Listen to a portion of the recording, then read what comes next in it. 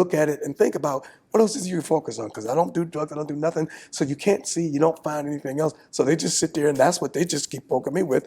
And I'm just like, okay, if that's what y'all want to do, I want to believe. But what am I going to tell you? I think there's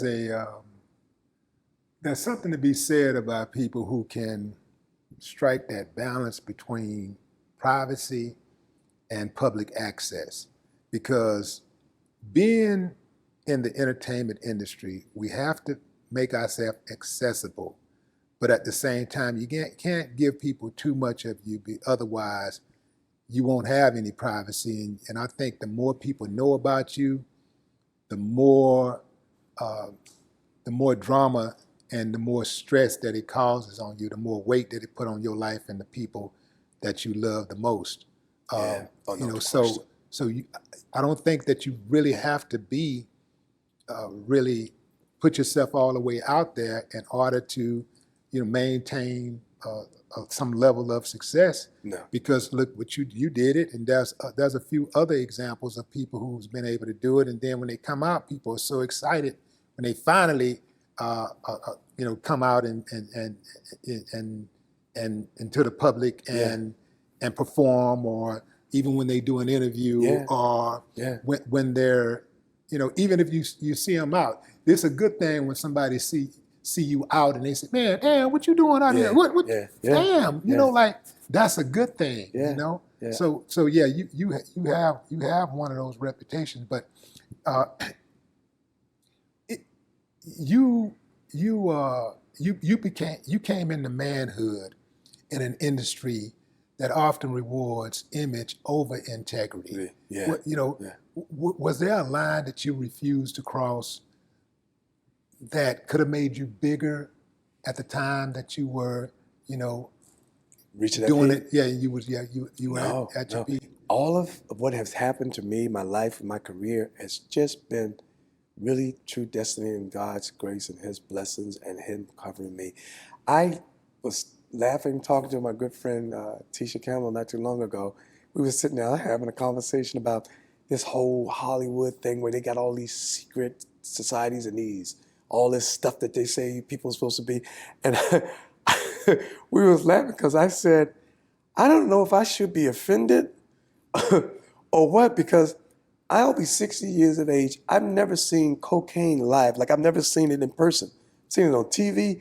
I've heard all the people that have been around me. Some of my own friends have said, yo, I used to go hard. And I said, nobody ever said to me, hey, why don't you take try this. Nobody has ever did none of that. I've never had anybody go, hey, listen, we got our little secret little club here that we go to, and you want to come and join us and be in there? I've heard all of the stuff that goes on in Hollywood, all this stuff, and I sit here and scratch my head and go, how come I've never seen it? And nobody's ever approached me with no weird stuff of clubs and these little secret societies things. And so I said, I don't know if I should be offended. No, they don't approach you with that because they know how you move. They're watching. People don't just offer that to everybody. They don't just open that world up to everybody. You got to show them something. And obviously you haven't showed them anything. Because I've been in rooms where the coke was on the table, but I didn't know the coke was going to be on the table. Right. I just walked in the room and I was like, oh shit, and I, like get on up out of there, man, so I've seen certain things happen, and then once I see it, I already know this ain't for me. I got to get on up out of here, man, because it's a lot of problems come with that. And we seeing what's happening right now. Absolutely. A lot of our celebrities getting caught up in all kinds of things, and some of them are just guilty by association. I'm guilty. That's my fault, huh? Let me tell you something. You would think as a singer and as an entertainer that would be where the buck stops for what I do. But my phone is going 24/7, and there's always somebody that's on that I'm helping to navigate through something. And I didn't realize, and I used to say, well, shoot, why me? And then I realized that's what my dad did all his life too. And it didn't dawn on me till later that it's like, oh shucks.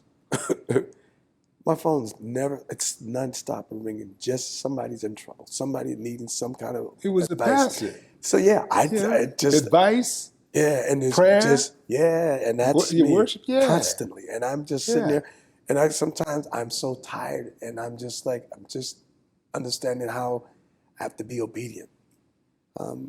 And I keep saying, well, why me? And why do everybody comes to me? And I realize that even my point of view and the way I approach situations, it's like used to hear people say if I was you, but it's like, I'm not you, you're not me. And understanding that if I can be direct and be honest and not have to walk on eggshells, but to also be able to, when a person comes to you, that's when they're in their most of the time, most vulnerable position and spot where they're open, can be a little more open to receive what you have to say. And so for me, I find it is important that what I'm looking at, listening to, and somebody's telling me about what somebody did to them, I'm understanding that that's one side of the story. There's not, if I haven't heard the other person's story, I can't sit here and go team you. All I can ask you after you've spoken and how it made you feel, how it impacted you. But then I got to ask the next question is, what hand you think you had in it? And how much accountability are you willing to take into this? How did it get here? That's the big piece right there, huh? Ooh, accountability. That can hurt you. Yeah. But I respect accountability so much. Even when I've done wrong and found myself in really, really bad positions, Yeah. I've always been the type to put it on myself. I'll be like, you know what? Yeah, he did me wrong, or yeah, she did me wrong, but you know what? I shouldn't have been with him in the first place. Right. I So always you'll bring it figure out, back to me yeah. because I think that when you accept accountability, Yeah. then you can change. Only Yep. until you accept accountability can Yep. you change. But if you put it on somebody else, you have no reason to change. You'll always be a victim. Yeah, and you ain't never did nothing wrong. Exactly. And there's everybody always picking on you. Right. And that's what most people do. If you go into the courtroom, if you're sitting and listening to somebody tell you what happened to them, it's always going to come from the side of sounding like they're the victim. Right. And nobody ever sits down and go, hey, listen, I'll be honest with you, I did this and should have probably done it. And I said this, and I could have probably said this and that instead of approaching it that way. Nobody ever, people always, when they're going to tell the story, they're going to be the victim. Yeah. And that's not always the case.